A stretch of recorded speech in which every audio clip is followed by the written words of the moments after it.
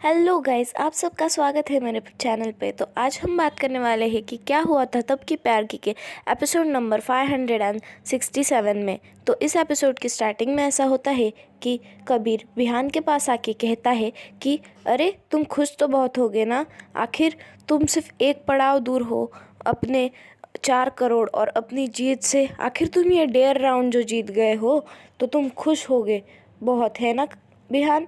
तो तभी बिहान पांडे कहता है अरे हाँ हाँ, हम तो बहुत खुश हैं, लेकिन यहाँ पे मौजूद कुछ लोग हमारी जीत से बहुत ज़्यादा अपसेट है। ये टॉन्ट वो इनडायरेक्टली कबीर को मार रहा होता है और ये बात कह के फिर वो चुप बैठ जाता है। तभी थपकी कहती है अगर मैं और बिहान एक साथ हो तो हमें इस दुनिया में कोई भी शक्ति, कोई भी ताकत हरा नहीं सकती, इसीलिए मेरा बिहान तो इस बार जीत के ही रहेगा। और फिर उसके बाद कबीर कहता है अरे तो फिर ठीक है, चलो अभी एक ही पड़ाव बाकी है गेम का, तो उसे भी शुरू करते हैं। आओ हॉट सीट पर और देखते हैं कि आखिर कौन जीतता है और कौन हारता है। और फिर तभी कबीर हॉट सीट की ओर बढ़ने लगता है। कबीर के पीछे पीछे बिहान भी आता है। जैसे ही बिहान और कबीर दोनों धीरे धीरे उस स्टेज की ओर बढ़ते हैं जहाँ पे सीट्स रखी होती है उस क्विज़ के लिए, तभी एक अलार्म बजता है ज़ोर से। और फिर तभी बिहान कहता है कि अरे अलार्म बज गया। और फिर तभी कबीर कहता है कि आज का वक्त तो यही ख़त्म होता है, अभी हम इस कार्यक्रम को तो कंटिन्यू नहीं कर सकते, लेकिन आपका जोश, आपकी एक्साइटमेंट हमारे साथ रहनी चाहिए कल के लिए। ऐसे ही हम इस कार्यक्रम को कल कंटिन्यू करेंगे। इसी के साथ ये कार्यक्रम ख़त्म होता है और बिहान पांडे की आखिरी की पड़ाव कल ली जाएगी। और फिर ऐसा ये कबीर कहता है और सारी की सारी ऑडियंस वहाँ पे सुनती है। और फिर तभी प्रोग्राम एंड हो जाता है। फिर जैसे ही बिहान स्टेज के नीचे उतरता है तभी उसकी माँ उसे कहती है अरे तुम तो मेरे शेर हो, मुझे 101% गारंटी है कि कल का कार्यक्रम तो तुम ही जीतने वाले हो। आखिर तुम बिहान पांडे जो हो, और वो 5 करोड़ वो तो कुछ नहीं, तुम इस कार्यक्रम को जीत के बहुत सारे लोगों का साथ भी पाने वाले हो। आखिर थपकी जो तुम्हारे साथ है, मुझे पता है कि तुम दोनों आराम से इस क्विज़ को जीत जाओगे। और फिर तभी हमें उनके घर के रात का सीन दिखाया जाता है जहाँ पर रात हो रही होती है और थपकी पीने के लिए पानी का ग्लास ढूंढ रही होती है। तभी वो पाती है कि पानी है ही नहीं उस ग्लास में। और फिर तभी थपकी अपने इमोशंस को खो बैठती है और उस ग्लास को, खाली ग्लास को देखने लगती है। तभी पीछे से बिहान आके उसे एक पानी का ग्लास थमाता है और फिर थपकी कुछ देर सोचती है और बिहान की तरफ देखती है। और फिर तभी बिहान कहता है लो पी लो, पानी ही है। और फिर उसके बाद बिहान उस ग्लास को थपकी के हाथ में दे देता है और फिर वो पानी पी लेता है। फिर वो पानी थपकी को पीने के लिए कहता है और फिर उसके बाद थपकी उस पानी को पीना शुरू करती है। फिर थपकी कहती है अरे तुम इतनी केयर क्यों करते हो। और फिर तभी बिहान कहता है कि अपना ख्याल रखा करो तुम। पानी पीने के बाद थपकी कहती है कि बिहान, इस दुनिया में कितने रिश्ते हैं जिनको कोई नाम नहीं है, पता नहीं वो रिश्ते आखिर है क्या। फिर बिहान कहता है जैसे ही हमारा रिश्ता है, पहले इसको एक नाम था पर अभी अभी कुछ नहीं।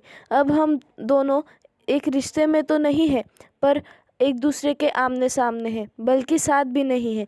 उसके बाद थपकी कहती है कि आमने सामने तो है पर हमें साथ आने में देर नहीं लगेगी, और अगर एक बार हम साथ आ गए तो ये दुनिया देखती रह जाएगी। उसके बाद दोनों ही लोग कुछ देर के लिए चुप बैठ जाते हैं, कोई कुछ नहीं कहता है। उसके थोड़ी देर बाद बिहान बोलता है कि क्या लगता है थपकी तुम्हें, कौन जीतेगा। तभी थपकी कहती है मैं तुम्हारे साथ हूँ बिहान, मुझे पूरा भरोसा है कि तुम ही जीतोगे कल की प्रतियोगिता, और तुम उस कबीर को आराम से हरा दोगे, ऐसा मुझे तुम पे पूरा भरोसा है। उसके बाद बिहान कहता है हाँ शायद ही। तो ये सब कुछ कहने के बाद बिहान वहाँ से चला जाता है और फिर नीचे कबीर जो होता है वो एक टायर पे अपना गुस्सा निकाल रहा होता।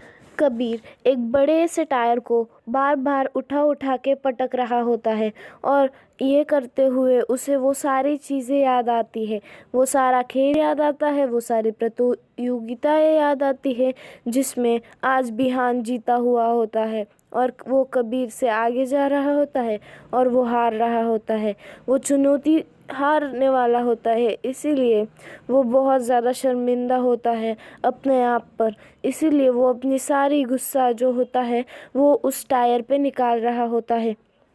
वो उस बड़े से टायर को बार बार उठाता है और पटकता है और उसका दिमाग बार बार वही बातें सोच रहा होता है जो उसके साथ आज हुई थी। वो उससे तंग आ चुका होता है कि तभी बिहान पांडे उसके साथ में आ जाता है और बिहान उस टायर को पटकने से रोक लेता है। और फिर तभी बिहान कबीर को कहता है, अरे कबीर, तुम इस टायर पे क्यों अपना हार का गुस्सा निकाल रहे हो? क्या तुम्हें पता नहीं कि आखिर तुम कल हारने ही वाले हो और मैं जीतने वाला हूँ? फिर तभी बिहान कहता है कि तुम ऐसा मत करो, तुम उस टायर पे, उस मासूम से टायर पे अपना गुस्सा तो मत निकालो, मुझे ये उम्मीद नहीं थी तुमसे।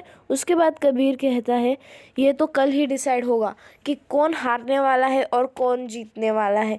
मैं तुम्हें जीतने दूंगा, ऐसा तुम्हें लगता भी है क्या कबीर?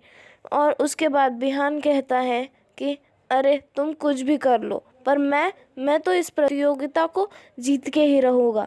आखिर तुम कुछ भी ट्राई कर लो, मुझे तुम हरा नहीं सकते। आखिर मेरे साथ थपकी जो खड़ी है। उसके बाद कबीर कहता है कि तुम कुछ भी कर लो, तुम कल की प्रतियोगिता जीत नहीं सकते।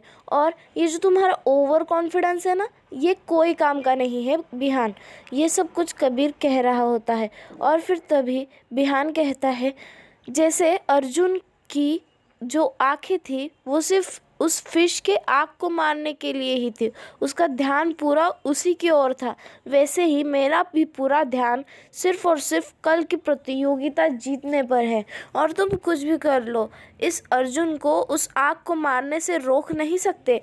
और फिर तभी कबीर कहता है, वाह वाह वाह, ये कॉन्फिडेंस ओवर कॉन्फिडेंस में बदल ना जाए, इसका तुम ध्यान रखो, क्योंकि प्रतियोगिता तो अभी बाकी है और तुम इस प्रतियोगिता में हारो या जीतो ये तुम आज डिसाइड नहीं कर सकते। इसीलिए हम एक प्रश्न का उत्तर आज तुम दे दो हमें। और फिर तभी बिहान कहता है, हाँ हाँ पूछ ही लो अभी, प्रश्न का उत्तर कल देना है या आज, एक ही बात है। फिर उसी वक्त दोनों लड़ाई करने लगते हैं। कबीर टायर को इस साइड से धक्का दे रहा होता है तो बिहान उस साइड से, दोनों में झगड़ा झगड़ी शुरू हो जाती है। दोनों अपनी ताकत को प्रूव करने के लिए उस टायर को धक्का देते हैं। और फिर तभी वहाँ पर थपकी आ जाती है और थपकी ये सब कुछ होते हुए दूर से देख ही रही होती है, वो आने ही वाली होती है कि तभी बिहान की माँ वहाँ पर आ जाती है और फिर तभी वो दोनों को रोक लेती है। उसके बाद वो कहती है कि कबीर कटिहार, अपना गुस्सा यहाँ पे निकाल के कोई फ़ायदा नहीं। तुमने अगर चुनौती ली है तो उसे एक्सेप्ट करो।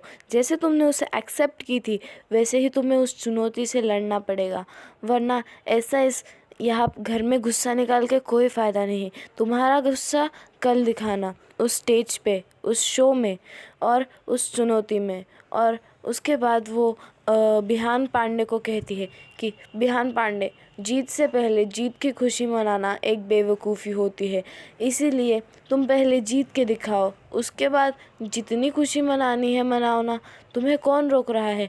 और इन छोटे मोटे लड़ाइयों से कोई फ़ायदा नहीं, तुमने एक बड़ी लड़ाई लड़नी है और एक बड़ी जीत हासिल करनी है, तुम्हें उस जीत पे फोकस करना चाहिए।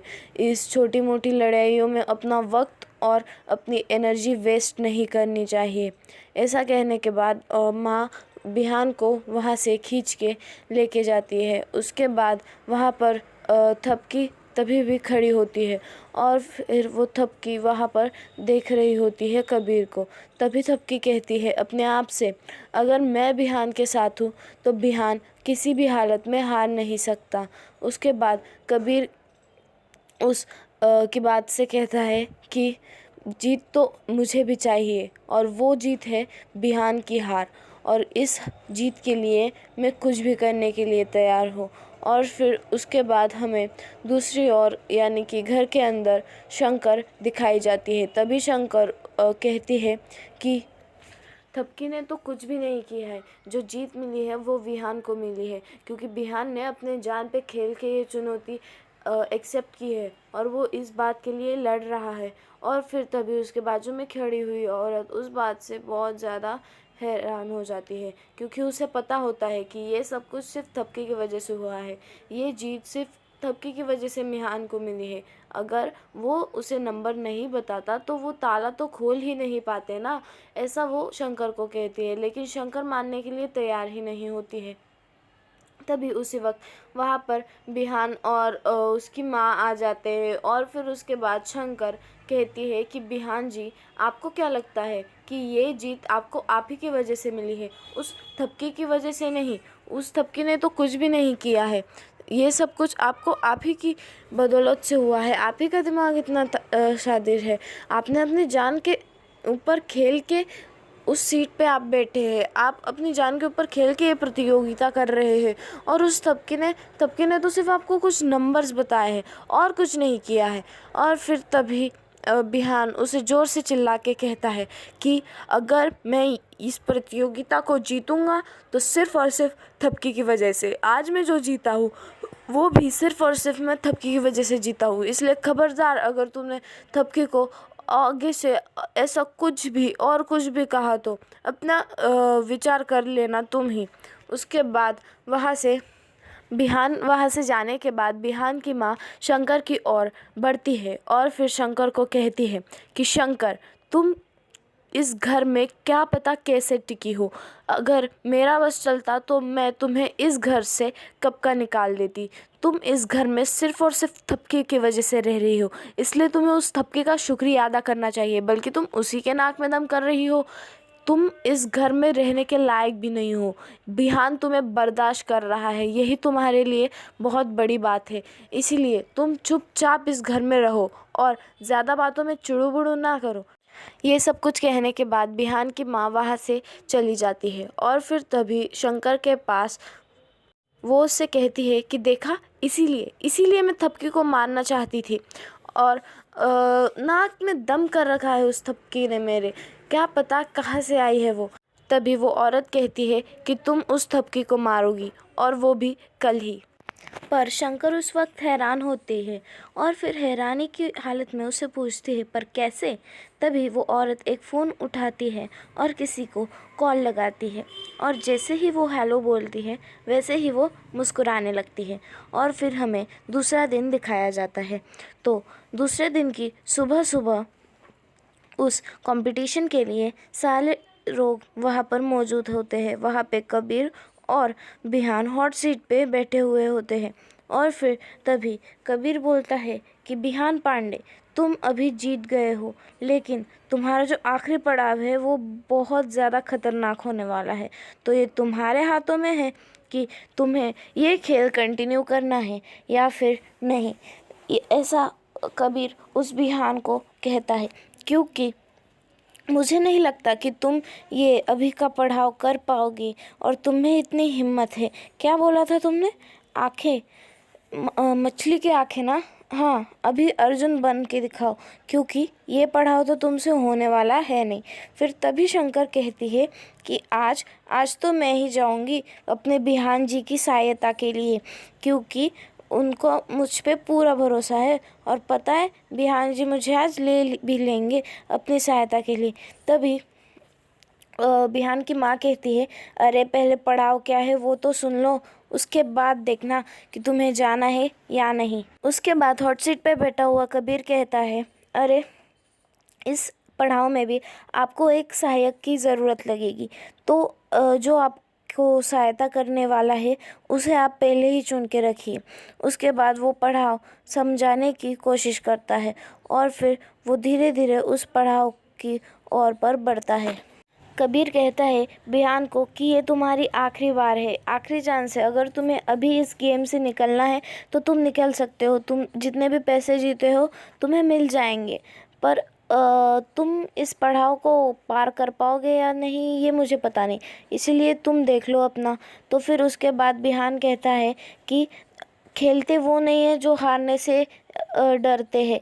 मैं तो पूरी भरोसे से आया हूँ कि मैं आज जीत के जाने वाला हूँ, और मैं हार से कभी डरा नहीं हूँ और डरूंगा भी नहीं, इसीलिए तुम पढ़ाओ बोलो। उसके बाद कबीर अपनी जगह से उठता है और फिर धीरे धीरे उसके सामने लगी हुई स्क्रीन की ओर बढ़ता है, और फिर वहाँ पर वो डेमो के लिए कहता है कि एक आदमी लाया जाए।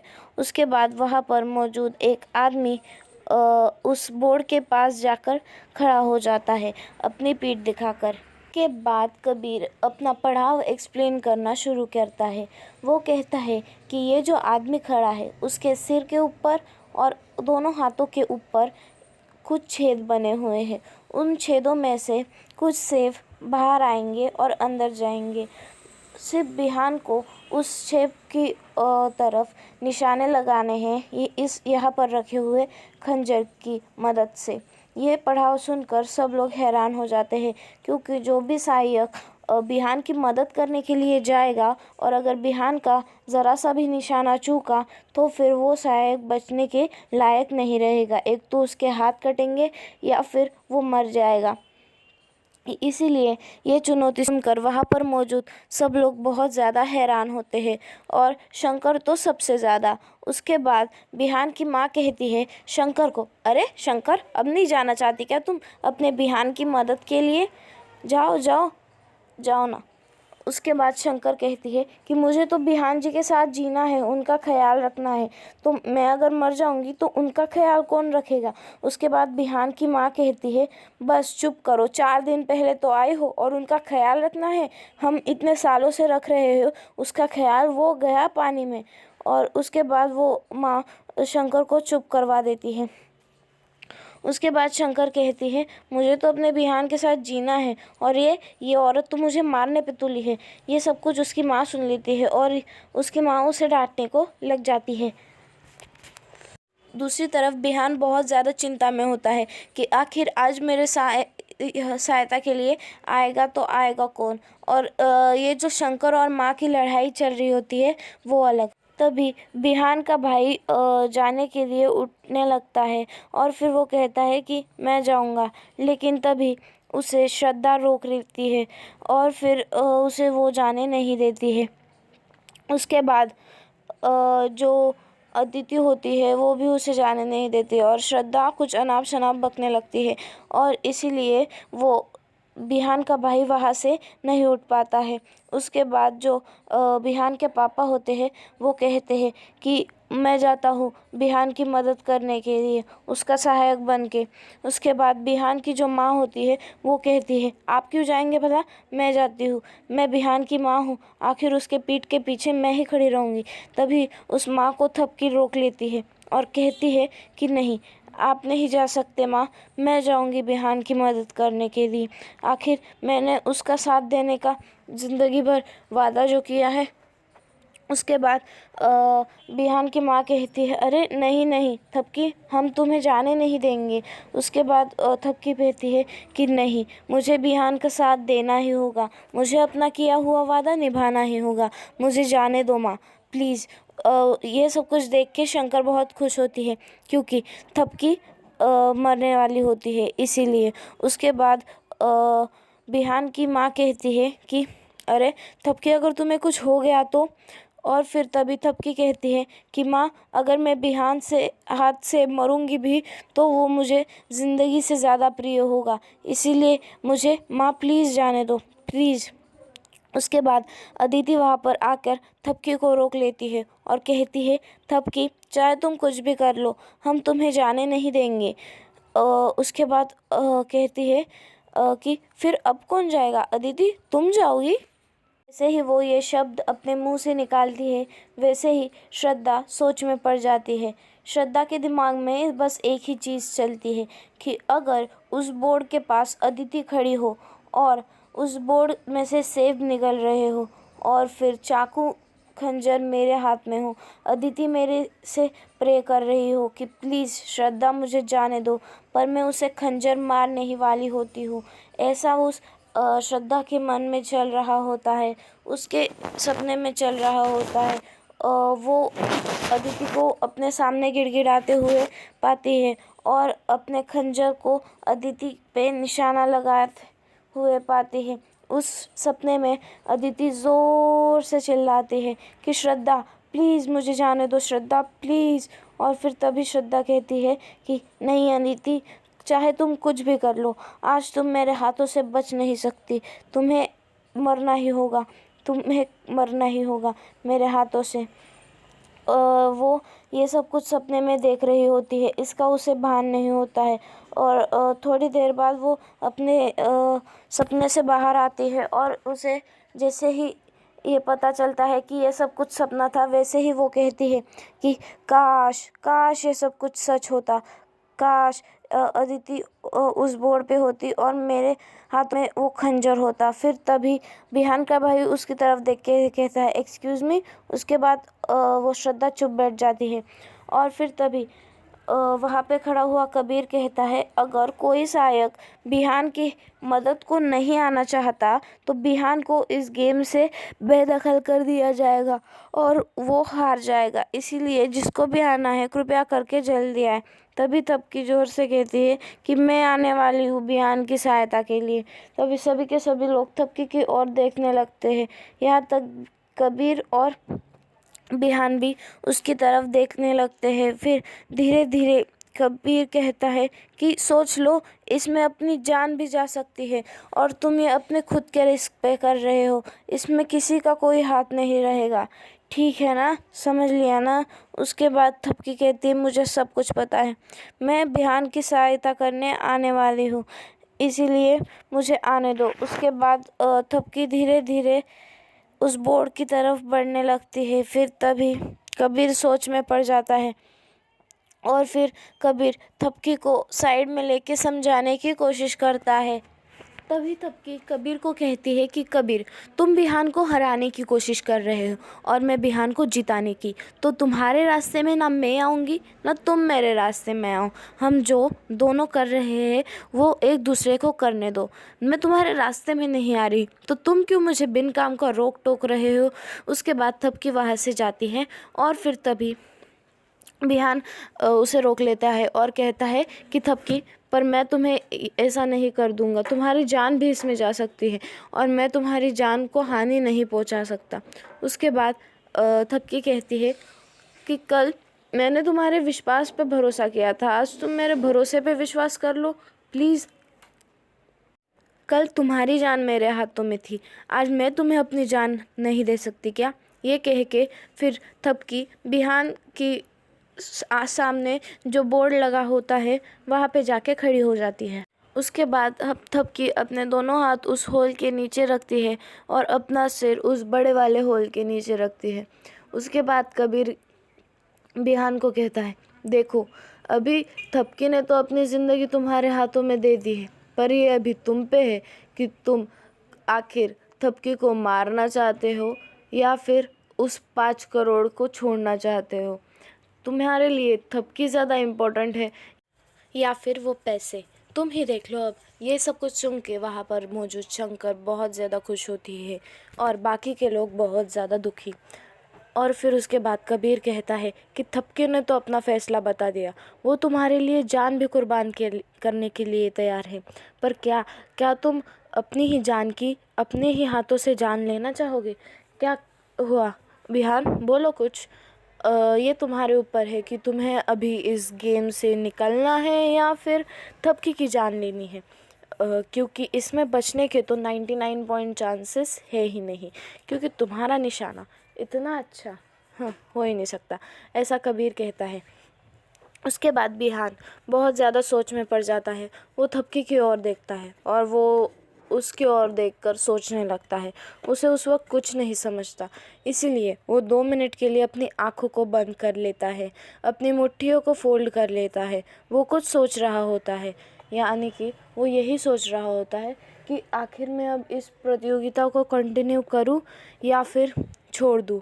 उसके बाद वो जैसे ही अपनी आंखें खोलता है वैसे ही उसे कबीर पूछता है कि तो फिर क्या डिसाइड किया विहान पांडे आपने, बताइए ज़रा, हमें भी जानने में रुचि होगी। तो उसके बाद बिहान कहता है कि कल मैंने थपकी पे विश्वास किया था, अपनी जान दी थी, आज मेरी बारी है कि मैं थपकी के विश्वास पे विश्वास करूं कि उसने मेरे लिए जान देने के लिए भी तैयार हो गई है वो, और यही उसका मुझ पे विश्वास है।